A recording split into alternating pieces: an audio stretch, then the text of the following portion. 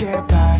It resides between my eyes. Walked through the fire, came out better on the other side. See, life's like a beach if you find the sand. And right now, I feel like 100 grand. You are listening to Inspired Insider with your host, Dr. Jeremy Wise.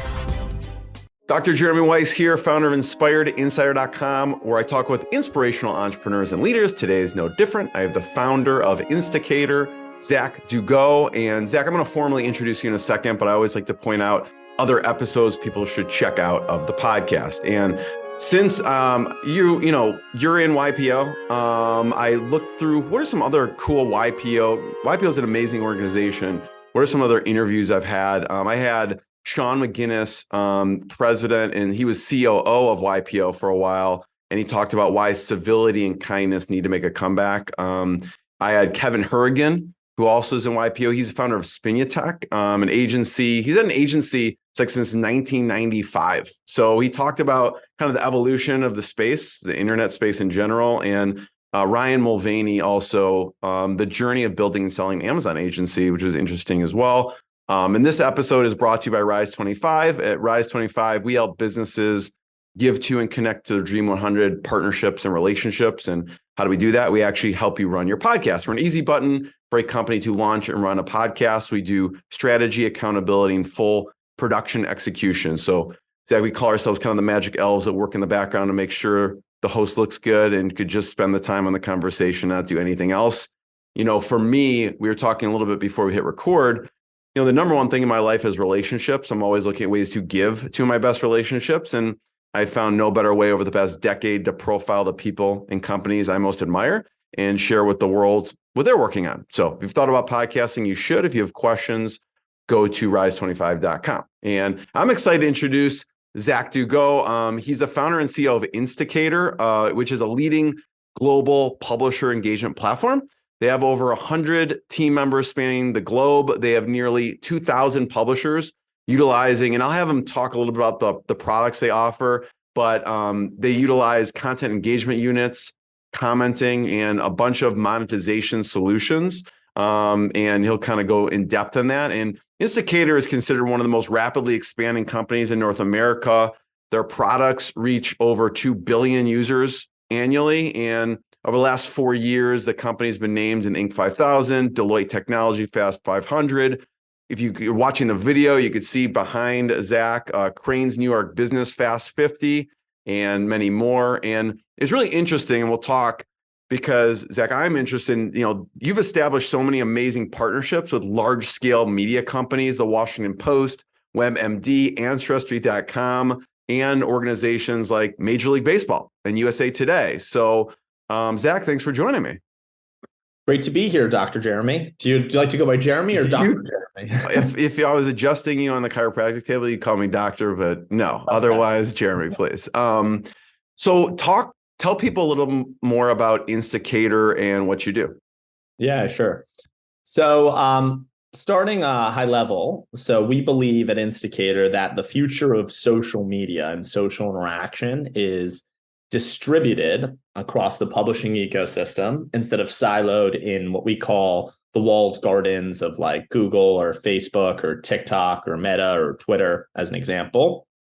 And so we really focus on building community inside of places where people have commonalities, like in content on publishing sites. So you take a publisher of ours like Evolve Media as a site like Dogtime, and users can engage in trivia and polling. They can comment, they can react to the articles, they can engage with each other, really build community. And in doing so, it allows them to have that social interactivity that we look for when people use social media, that like social connection.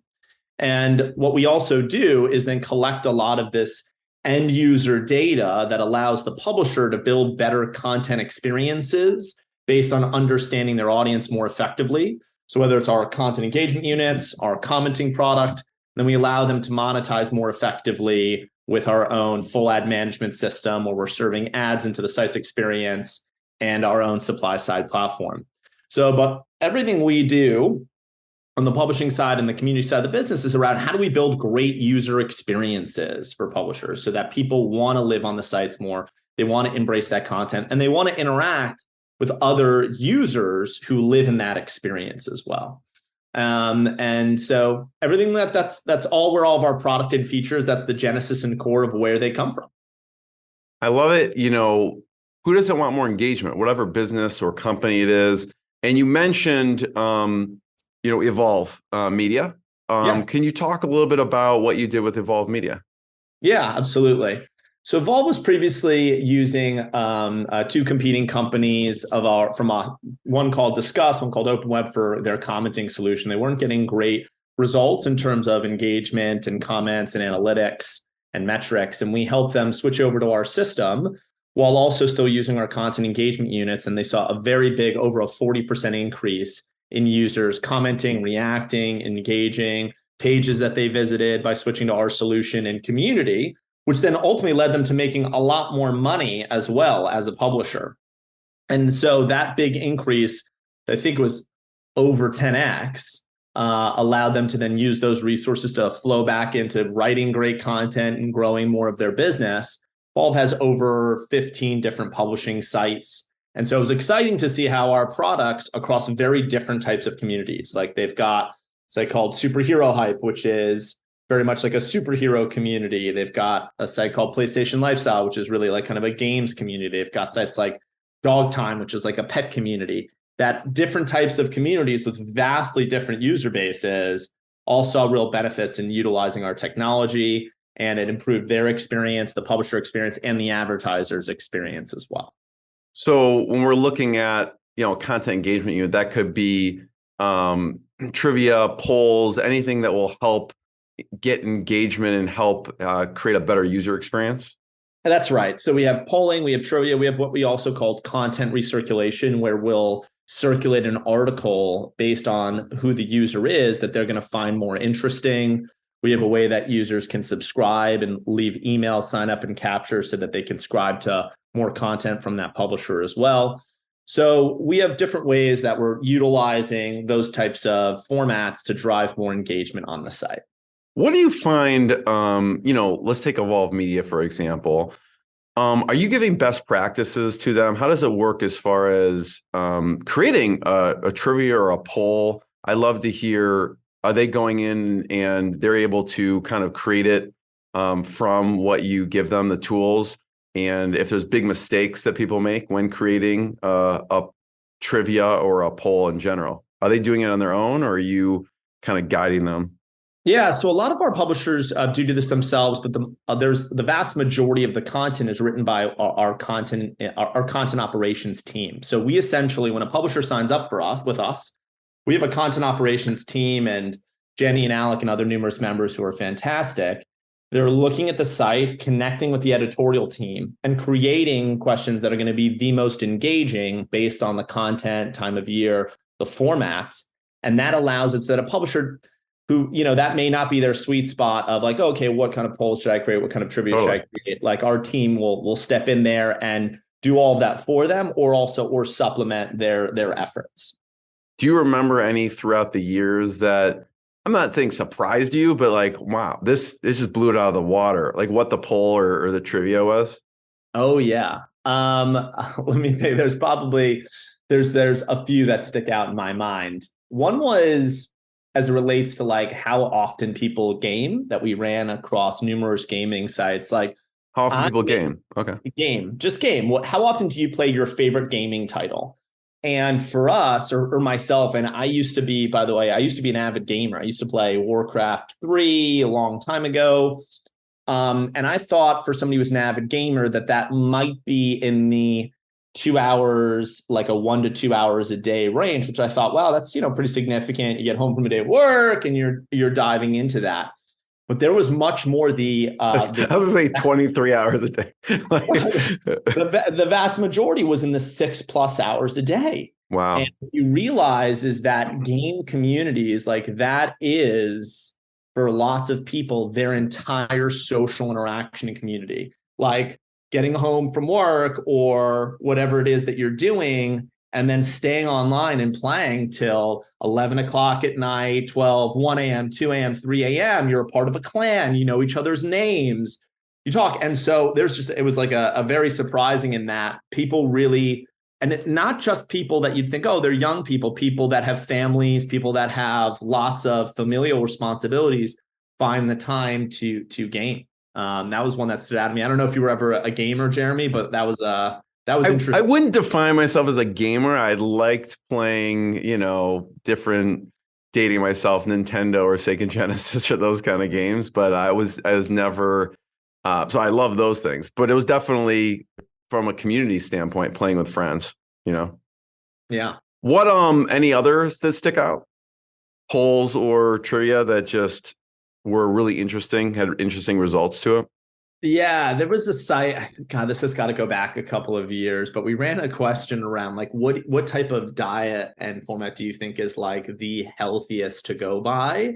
And I guess I thought like the vast majority of answers would have been something around like vegetarian or pescatarian or something like that, but it was not even close to that. I think it was something like, I can't remember what we called it, but it was either like meat only or a carnivore diet or something like that. There was like a lot of answers that were heavy on the meat front, which, rightly or wrongly, wisdom of the crowds, it was just very interesting to see that. Early on with the business, I know with any business, they don't end up doing what they start doing, they pivot. What was the original idea and the kind of evolution of the services? Yeah. So when we got started at Insticator, it was very different from what we do now. So the initial idea for Insticator came from me sitting around with a bunch of friends, watching Mad Men, and we were all very connected to the characters. And we were making bets about, like, friendly bets, if you will, about Don Draper's divorce, if he was going to get divorced from his first wife, Betty, if you will. And what was interesting to me was like how connected we were into the experience and like what are called like parasocial relationships to the characters, right? And like we naturally all have them, we just don't think about them like that. Like when you're watching a movie and you're rooting for the hero and something bad happens and it hits you and you cry or you're sad, or one of the TV show characters, it makes you angry when they're mistreated. You've got this real, for lack of better words, relationship with this fictional character, right? And you don't think of it like that, but you're really invested in their future. And so that was a part of the initial idea for Insticator, was that people could engage in community and predict outcomes of TV shows in a real gamified experience. They could win points, they could win rewards, they could engage with other users and predictions and polling and trivia. And we launched with that and we had some success with that. And I'll tell you something interesting, because what we didn't expect was that like the two biggest communities on our platform were the Vampire Diaries Online and the Originals. And I had never actually seen either of these shows, but we just had this massive swarm of those fans who were so engaged, like so connected to those characters. And so it was really interesting. And then we launched with that, had success with that, and realized to really get scale, we needed to go to where the communities were. So we changed and pivoted the technology to be an embedded experience. And from there, we were able to embed into all different types of sites and formats, football fan sites like Cheesehead TV to like sports sites to news sites. And one site became 10, became 50, became 500, and things kind of evolved from there.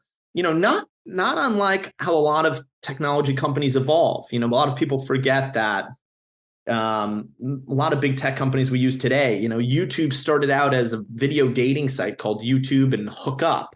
And Twitter started out actually as podcasting, right? Audio, and then it pivoted into microblogging. And Flickr was a role-playing strategy game. So I'm happy we were able to find what was going to be, value add and really community build.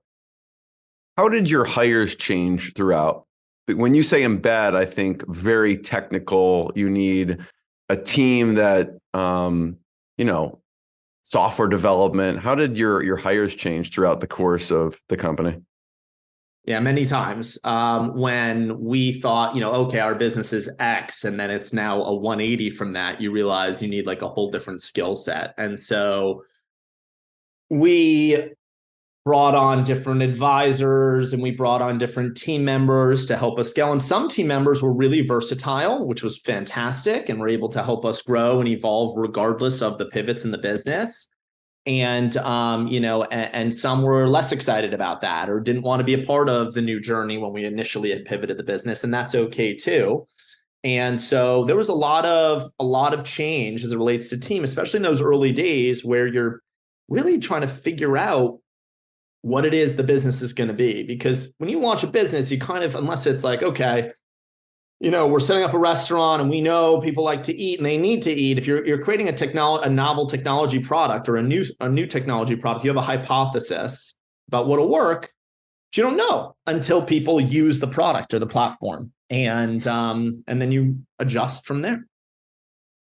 There's two things I want to talk about. One is kind of related to that, which is culture, Sure. because your team has grown a lot, obviously, since the inception. And also you've made acquisitions as well. So I want to talk about just culture in general. How do you maintain culture? Because you have people all over the globe. And then we'll definitely talk about how do you integrate an acquisition, who may have a very different culture, maybe not. So with the first one, how do you maintain culture globally across, everyone who's all over the world? I think you need to make sure you've written down your values. And so for us at Insticator, it's, we have really 3 core values: sleeves up. So, no leading from afar, get your hands dirty, working, smartly, intelligently, hardly, 100% viewability, which just means we believe in be direct, be transparent, and then be defiantly great. And for us, for that, what we really mean by that behavior is always be learning, be challenging, be thinking, reading, wanting to go to conferences, wanting to learn, wanting to push the envelope and amp the pace. And almost that last value is so important for us because everything is always changing and evolving in our industry and many others. And if you don't have a team that is interested in being pushed and at times challenged, really to be uncomfortable, to learn and to grow, you can easily fall behind. Yeah. So from an acquisition standpoint, one of the ways you've grown is through acquisition. How do you find the integration process once you acquire a company? There's so many important parts to that question, and I'm happy to answer and tackle it. And a part of what you had asked before about kind of the international part of culture and values, because we've now done, and I'm excited to announce that we'll be announcing, this third acquisition. I'm happy to say it here, a company called Ballyhoo that we're super excited about having them join us.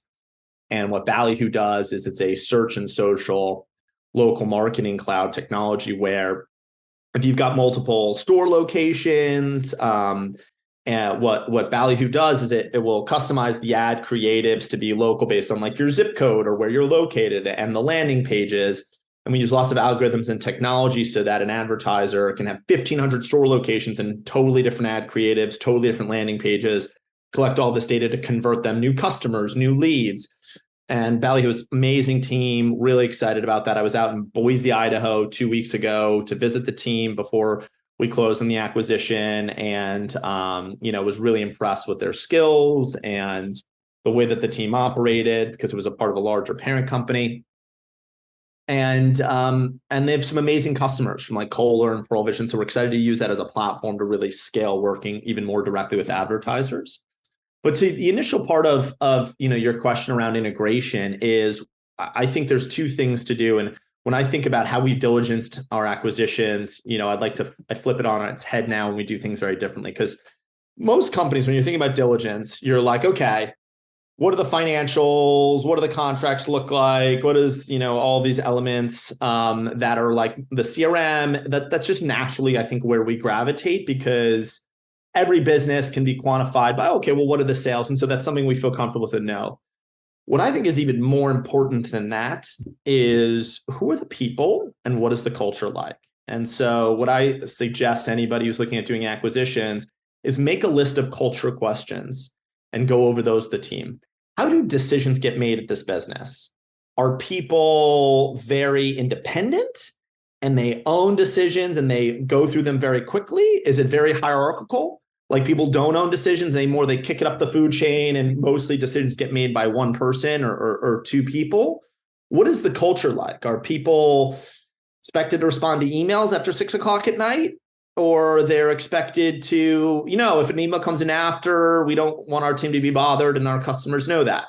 Those things are so important, because if that way of operating is very different from the way your business operates, you're going to have a big clash. And one of two things will happen. The people from the acquired company will leave massively, or you need to be very understanding and accepting and look at how to, integrate the teams. And especially that goes double for like international acquisitions, where the leadership is in a whole different country and time zone and way of communicating. So we've done, this is now our third, and we have team members in UK, the Philippines, India, the Ukraine, and our first acquisition was that a lot of the team on the commenting side was in the Ukraine, and we had to learn, because even though you can align people and say, okay, great, any large company, okay, your Google, your Netflix, you got team members around the globe as an example, and same thing for Insticator. You can have your values. But as a leader, you need to be mindful of what are like the cultural norms inside of that country. Doesn't mean you're going to adhere to those norms, but you need to be aware of them. Like taking India, for example, there's a concept there called power distance, and it's very hierarchical. So as an example, in our New York City office, it would not be a big thing for the CEO to sit and have lunch, and then there's a couple of interns at the table and everybody's talking and having fun and laughing. But at a big company in India, you certainly wouldn't see that. You wouldn't see what would be called like a fresher sitting at lunch with an SVP. And you certainly wouldn't see a more junior person interrupting a senior person and going, hey, Rishikesh, I actually think you may have gotten that wrong. Let me help clarify. And you need to be aware of those differences, or you will find yourself dealing with a lot of what we call internally like management debt, if you will. Yeah, I love that question that you asked, Zach, about how do decisions get made in this business. That I love that. What did you learn from your first acquisition that you brought into the second and third that maybe you wish you would have known in the first? So that no matter how much you think that you've learned about a business or you diligence it, a lot of things you're going to find out after the fact, intentionally or unintentionally, just by the nature of, a business has been running for a while, and that not everything is going to go well. And so the way I kind of think about it now differently is make a list of all of the things that could go well and all of the things that could go badly. And ask yourself, does this still make sense to do if half of the things that could go badly happen? Because they will. You could be the greatest team on the planet. You could be the greatest operators on the planet, and half of the things can still go badly.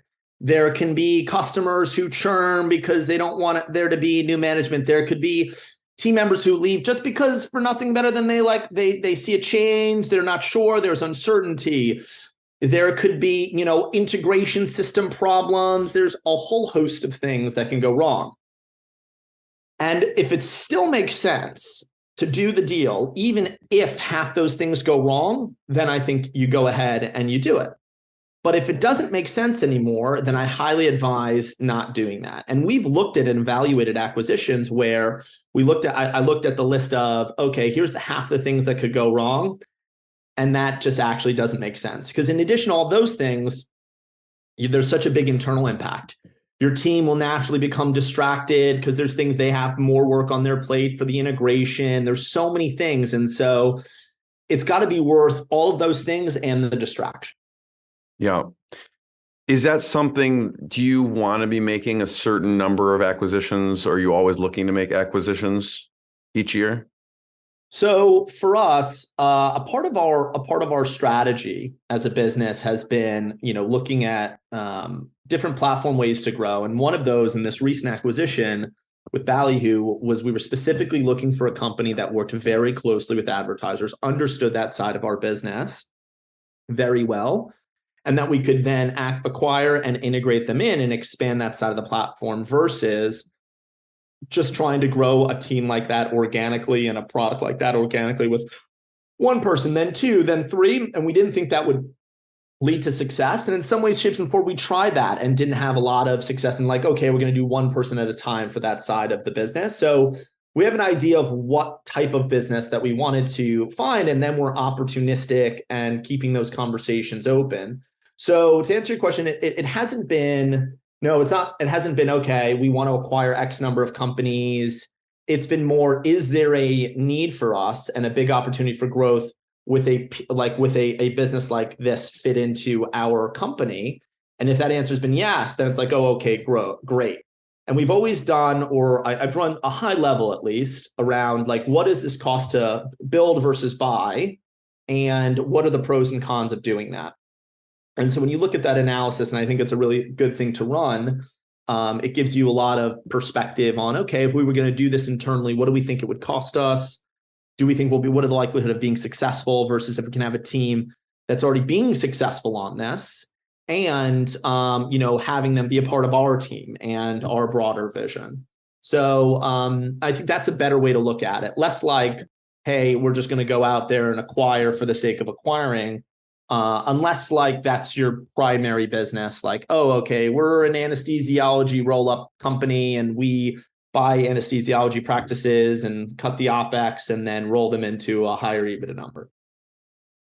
I want to talk about media partnerships. Early on when you think about, not that I've made it, but like, wow, we're onto something. How did you get some of those early on big media partnerships? That was probably one of the most difficult things that we've done at Insticator, because I think for any industry, people are very logo sensitive. So you start out with, X amount of like small customers, and people want to see logos that are like them, right? So if you're pitching a product to Procter & Gamble, they don't want to see, oh, you work with X and Y mom and pop shop. And we found there's two reasons for that. One is, if they're a big media partnership or something, and the decision maker there is XY title of VP of such and such, VP of product or VP of ad ops or so on, you have to remember, for the individual making the decision here, they want to feel comfort in bringing you to the table, because if something goes wrong, they could quote unquote be blamed for that. And so they want to feel like they have something like this, or something does go wrong. It's not like, it's like, well, Jennifer, why did you make this decision to bring on XYZ company? Jennifer can say, well, look, they were working with Google and Major League Baseball and all these other big companies. So it was like a reasonable risk to take, if you will. So people want to see logos. So for us, it was a very slow growth on that front. We started the business 11 years ago. So it was small publishers that got us to then medium publishers that then got us to then some larger publishers.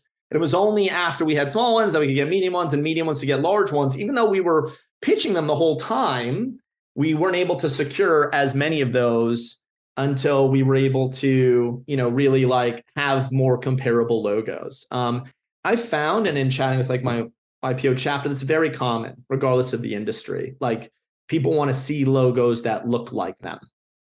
Which was the first one or ones that's most memorable for you that finally you went from small to medium? And you're like, we finally got one of these publishers to say, and it's like you said, once you get in, the products are going to help them, but it's just a matter of getting in and getting that social proof once. What was one of those early ones that was special? So we work with a lot of big publishers across the board. I would say one that was very special was Major League Baseball. And the main reason for that was, if you grow, we work with a lot of international companies as well. If you go across seas, like, has somebody heard of USA Today? Like, maybe, maybe not. If I live in Japan, maybe I do, maybe I haven't. But everybody around the globe knows what baseball is and knows who Major League Baseball is. So that was kind of like a interesting universal one that we could use as an example. And they're like, oh, well, if they got through that vetting process, which, great work by our team, like, probably took us like a year, if you will. 11 years. No. Yeah, there you go. Yeah, that's right. Then, okay, well, we could then, really look at this and see that maybe there's a good opportunity here. So that was one that I think was very helpful because it helped domestically, but also abroad also. What did you do? What kind of work do you do with Major League Baseball? So they utilize our content engagement units and our SSP product. What's the SSP product? So that's more of like a back-end technology where somebody will put that on their site and it serves ads into the experience based on what advertisers bid in the site. So if you can look at Major League Baseball, Evolve Media, and I'd like for you to talk about what you do with Empire Media. Yeah. What's similar, what's different as far as how they utilize Insticator? Okay, so Evolve Media has, again, like about 15 or plus sites, and they utilize our content engagement units, our commenting product, our advertising solutions baked into those products. Major League Baseball uses our content engagement units and our SSP product. So both of them use our content engagement units, and then they Evolve also uses commenting, and Major League Baseball also uses our SSP. So different connections on those. But what we found is that we were able to drive better engagement for both of them, better first-party data collection, and better monetization. And then likewise, you'd ask me about Empire Media. You may have seen us on OK Mag or Radar. So they utilize they've got a really amazing set of assets in that publishing sites. They've got sites like OK Magazine and Radar, and then high fashion sites like Grazia, which is like a high fashion magazine. And they use our commenting product, our content engagement units. They'd been previously using a competitor on the commenting side that they switched over to us from a company, I believe, called Open Web that was very then helpful. And they've seen a lot of increases since making that change over to our technology and our platform. So and so different, some using the same products and commenting, content engagement, some using other slight variations on those. Zack, how do the companies increase monetization? So you mentioned, they're using the engagement. How have you found they've been successful in increasing and monetizing that? So one of the things we do, so think of any site on the internet that runs ads. You go to any kind of site, whether it's Facebook, you're on Facebook.com, or you're on Instagram, or you're on people.com, or you're on CNN. It's all run by advertising. And the effectiveness of the advertising is based on the data of the users. And so how that data is collected. And it's all what's called non-PII, so non-person identifiable. So it's not Jennifer Jones, it's female 18 to 36 on an iOS device. I think people get very nervous when they talk about data and they think, oh my gosh, they have my data. But I think, what people should know, it's never like people are targeting Jennifer Jones and when she went to this high school and this college and this thing, and they're thinking about you as a person. It's like there's millions of people and it's like, oh, individual is a part of these 200,000 who are targeting, who are on iOS devices, 18 to 36, and they like baseball. So what we do that we're able to drive better monetization for publishers is we collect a lot of interesting data points on the users. So when somebody answers a polling question or they leave a comment, or even though 95% of people don't leave comments, they read them, we look at what comments they read. So somebody could leave a comment about like a fashion brand, and now we have, okay, this individual is arts and entertainment, as a part of the arts and entertainment category, subcategory fashion. And then an advertiser will target them based off of that data point that we're passing through that they're interested in fashion. So as an example, without us, a publisher may just have, sends out in what's called the bid stream, I've got these users on my page. And the advertiser is going to be like, okay, great, somebody on an iOS device. And the way we make them more money is we add an extra part of data. Somebody on an iOS device, and they're interested in fashion. And because of that extra data point, all these other brands are willing to pay more. Because if you're Bloomingdale's, now you know this person's interested in fashion, now your algorithm automatically, or your rules and your DSP are willing to bid higher as a result of knowing that, because you want to be in front of people that are interested in high fashion. So we collect these additional data points and make them available to advertisers, so we make the publisher more money as a result. That makes perfect sense, right? You find these specifics, and then you can serve a specific type of product or ad that's more customized to that individual, right? So I love that. There's one thing we were chatting about, Zach, before we hit record, that I want to get your viewpoint on, which is partner versus vendor, right? And whatever business it is, it could be a SaaS business, an agency. I would think we want to be viewed as partners and not just another vendor. So, talk about your thoughts on that conversation of becoming a partner versus being seen as a vendor. Yeah. So what I think of a vendor is like a technology, a product, or a service. And once they sell it to you, it's like, here, you have access to this product. There you go. What we try to do at Insticator, and I think a lot of our team does a great job with this, big shout out to Akarsh and Joe and Gary and Hunter and the team, and Reba and Amin, is what we do is, in addition to our product and service, we try to help them on how they utilize our products and service, but also other things that aren't even connected to us. So as an example, if a site is using some technology that's slowing down their page, but has nothing to do with us, we're going to point this out to them. Our CTO, Tini, and our lead ad eng, B, are great at this. And so we just want to help them in their business, even if it doesn't have to do with our technology or our core products. And so oftentimes our AM team will be like, hey, who are you guys using for your data management platform or your consent management platform? Like, I can connect you with somebody. Or, oh, okay, interesting. You're recruiting for a role. Here's some people we know that may be able to be helpful. I think it's really taking a consultative approach to the products that you offer and the way that you partner. And because you want to be able to help people independently. And if you apply that and your team applies that, you don't fall into this vendor bucket. And, actually, I was on a great call recently this past week with Kohler, who's one of our customers through the Ballyhoo platform, or excuse me, not Kohler, with Pearl Vision, who's a customer through the Ballyhoo platform.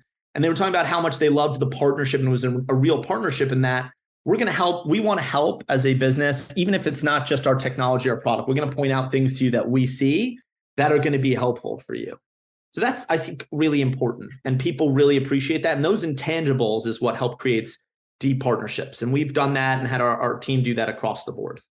It kind of bleeds into that culture a bit and having an ownership mindset. So how do you instill that in the team, the ownership mindset? Because they're taking ownership over that customer's site and results and everything like that. Oh yeah. I think you have to talk about it a lot. You have to talk about it a lot. You have to empower people to really own the results and the decision-making and set that expectation.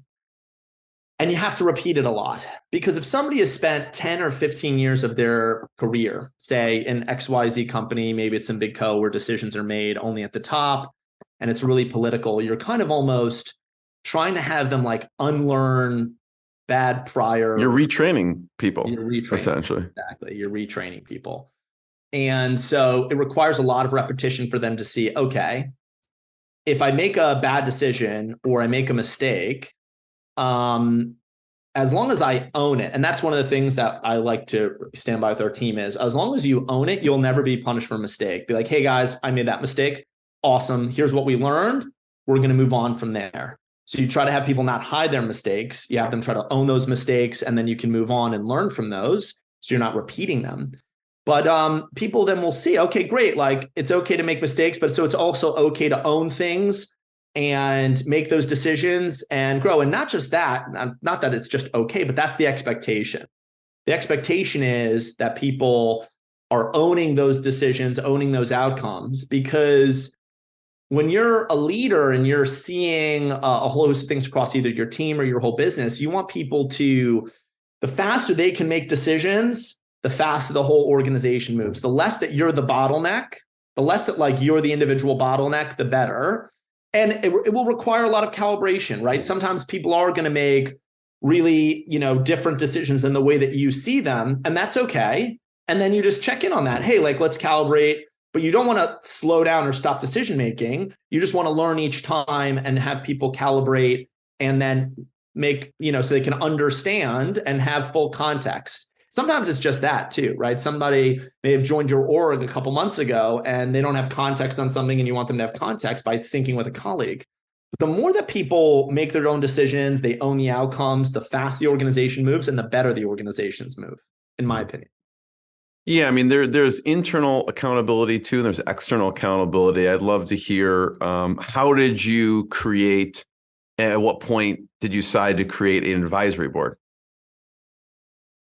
Really, actually, early on in the business, I knew there was very specific things and experts that we would benefit and I would benefit by having them help us.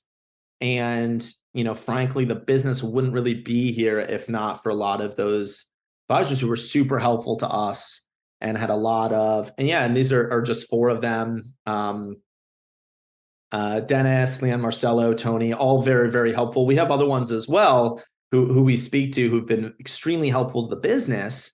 And if what I looked for and still do in advisors is somebody who has like an expertise that we don't have and that they're happy to share and they understand the vision of the business and you can reach out to them and they'll be helpful. And those relationships are remarkable because it's with recruitment, direction, and I can call some of our advisors and be like, hey, here's this really big decision I'm struggling with.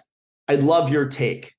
And, I don't rely on them to make decisions for me, but I'd love to hear their perspective because it can change how I think about something. They can experience share, something we talk a lot in YPO. And hey, Zach, when I went through something similar to this, here's what happened and here's how I saw it.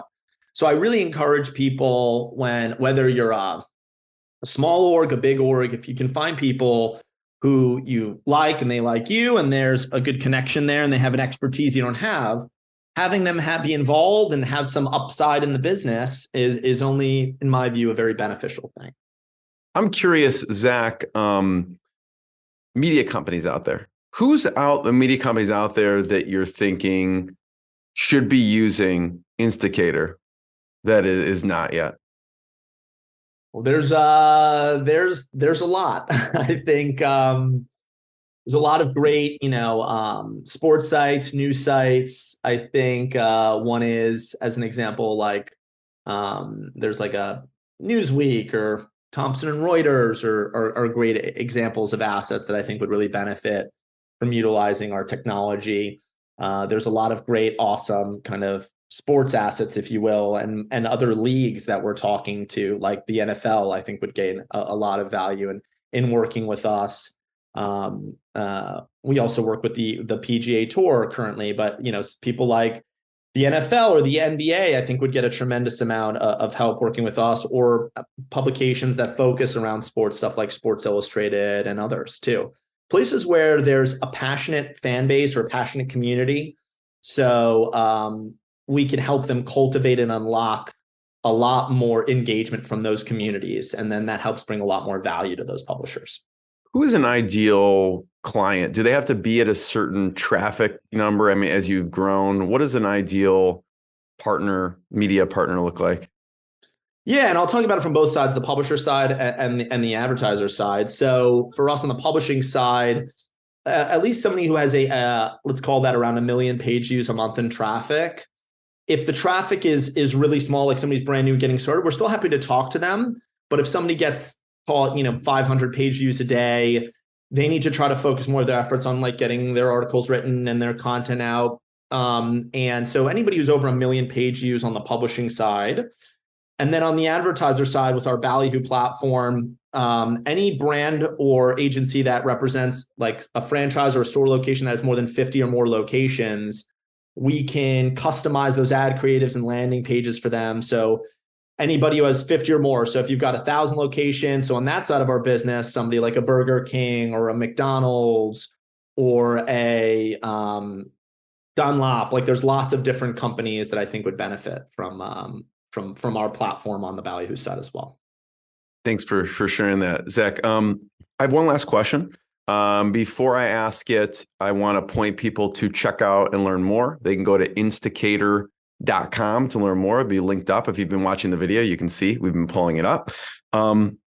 Last question, Zach. One of the companies you work with, I've worked with, is MMA Junkie.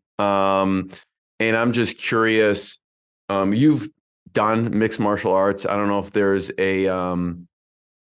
I don't know if you call it a fight or a bout or something. What sticks out to you from your training, incident wise, from you actually doing it?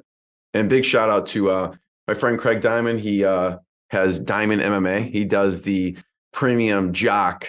Joe Rogan has mentioned him a couple times on the show, but he's got some crazy videos with basically him wearing his cup and people just kicking him as hard as they can in the midsection. So all right after this, I have to go see that. I'll have to link it up in this. Yeah, it's pretty crazy. What do you remember most from your training or? Yeah, so fighting? it's what you said. So MMA Junkie, also SureDog.com is a customer of ours. That's an evolved media site that has a lot of, great MMA fight finder and so on. So there's two things that come to mind. One is, from training experiences. One is I was in a jiu-jitsu tournament, and this has got to go back maybe 11 or 12 or 13 years ago. But I'm in a jiu-jitsu tournament, and I have this guy in a Kimura who I'm against. And I was at a point where I was, I didn't want to hurt him, but he hadn't tapped yet. And I was like, I kind of kept going. And then I realized after the ref kind of that I had gone too far. It was because he was in a weird position where couldn't feel it, or I couldn't see it, or something like that. And then the ref jumped in. And that was just an experience where I think my gut told me that I may have gone too far, but he didn't tap. So I was in this tournament and I was watching. And so I was like, okay.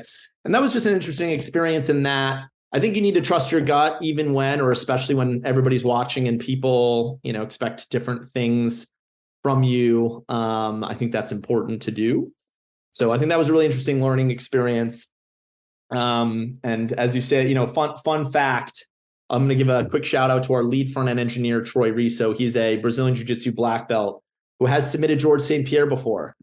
So, so can we see that on YouTube somewhere? Or is that? I'm going to ask Troy for the video after that. Because how do you spell his last name? I'm going to look it up. Riso. I don't know if it was just in sparring or if it was actually at a tournament. I'll get a confirmation. On it. Well, if we can get it, we'll look for it and embed it into the that post. Would be awesome. Yeah. You would love that. Troy's a very front and center guy. Love it. Zach, I want to be the first one to thank you. Everyone check out Insticator.com, Insticator.com to learn more. And Zach, thanks for joining me. Thanks so much, Jeremy. Really appreciate it. This was awesome. What I got, you can't buy. It resides between my eyes. Walked through the fire, came out better on the other side. See, life's like a beach if you find the sailing right now. I'm feeling like 100 grand.